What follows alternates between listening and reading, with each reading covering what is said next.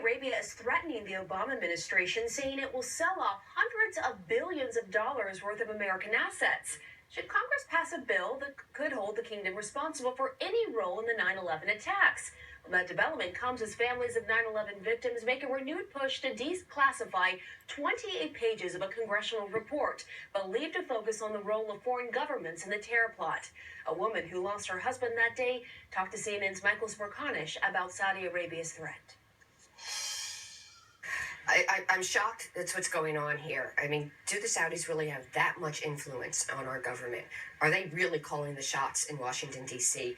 Are we really not able to pass legislation in our Congress because of the Saudis? It's unbelievable. I said at the outset in my monologue that President Obama has on a few occasions said that he would release these documents. Back me up on that. Yes, that's absolutely true. Shortly after he took office, he made a promise to a 9/11 victim's family member.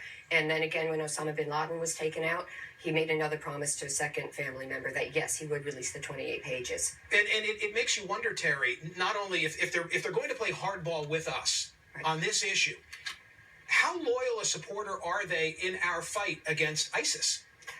That's a good question. That's the second threat that they're making. Beyond taking this billions of dollars out of our economy, they're also threatening now to not assist us in the fight with ISIS. And that's ludicrous. I mean, they need us pretty much more than we need them. It's the morning of September 11. Tom is on the 104th floor of the North Tower. He's working for Cantor Fitzgerald. He actually called you. Yes, he did. And said, the building's on fire. We've been hit by an airplane, and we're going to go to the stairwells, and we're going to try to get out. There's a lot of smoke. And he said a few other things that are very personal. It was horrifying.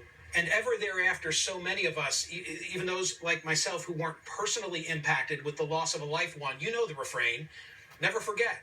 But I said it's an empty promise if there are documents out there that we still haven't seen and aspects of this story that we haven't been told. What's the pitch you want to make to the White House? Oh, absolutely. Well, first of all, stand by your promise and release the 28 pages. The 9/11 families have a right to know this, and so do the American people.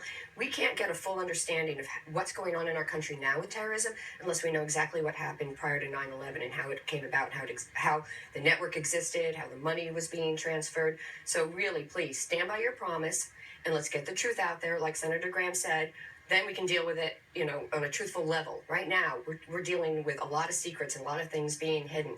And they're actually trying to block our legislation, which all our legislation does is give the courts jurisdiction to hear our case. That's all it does.